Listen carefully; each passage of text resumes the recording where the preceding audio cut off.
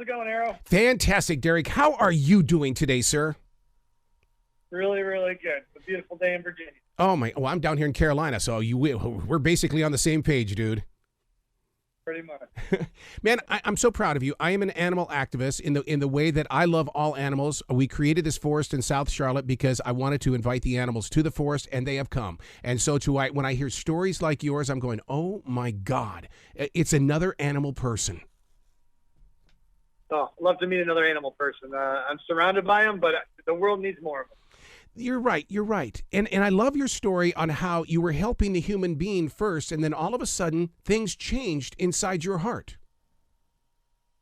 Yeah, it was a crazy transformation for me. I'm transforming all the lives of these pets, but there was a huge transformation with me where I was helping people. I had this veterinarian bring her dog into my human office, and she wanted a prosthesis for her black lab named Charles, and I fit this dog and watched him run really for the first time, and it was just an awesome thing I got to witness, and I knew I was hooked that day moving forward.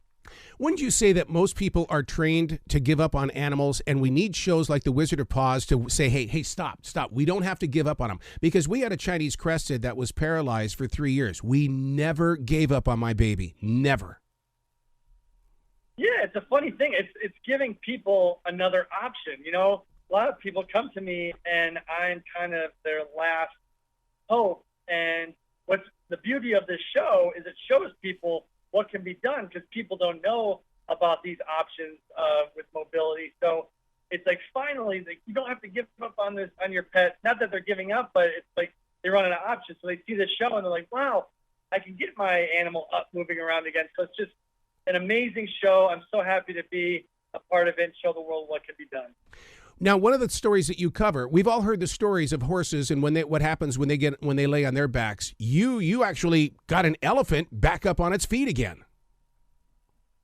Yeah, I mean that's another great example of what we could do, and people think, a horse goes down, an elephant goes down. These large animals, we can help them, we can get them back up, and the more we show this, the more people are going to realize and actually believe that we can get them up, walking, and even extend their lives because previously people just thought, oh, man, this horse is down, this elephant's down, even their dog, and they got to put them down, but that's not the case.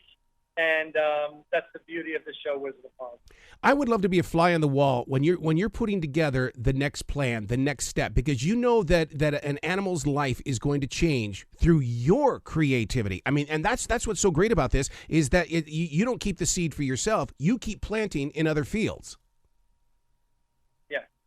Yeah. Oh no, to be a fly on the wall, I don't know if you'd like that because it's just.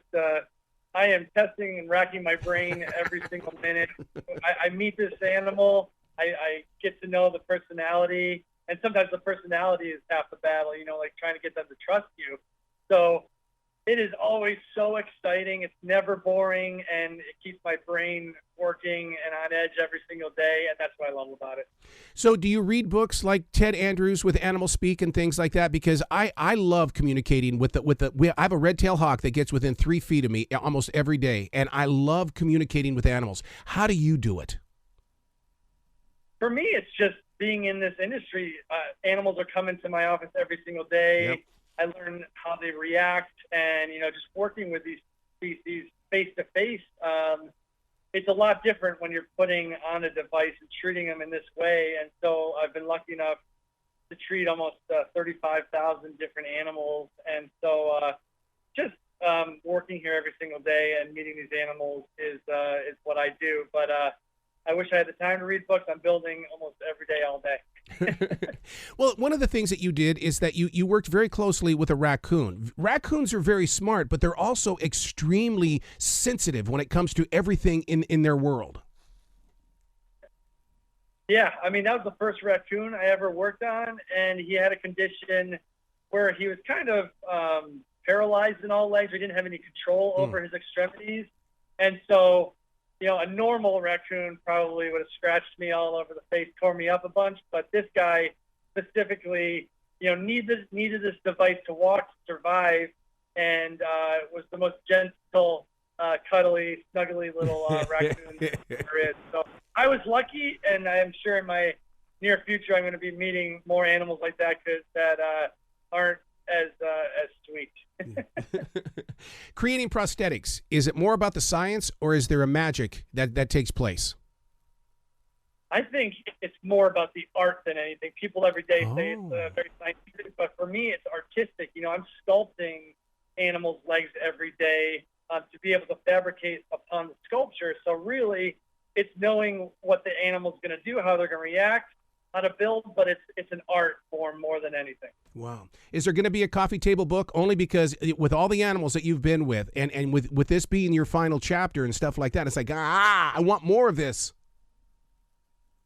I have a lot in store, but in the end, I know there's going to be a book, and I can't wait to enter that part of my journey. But we're going to be entering the journey of educating other people in the next year or two, because there's so few of us on this earth that do this. So education is the next big step. I love your heart, dude. Derrick, you got to come back to the show anytime in the future. The door is always going to be open for you.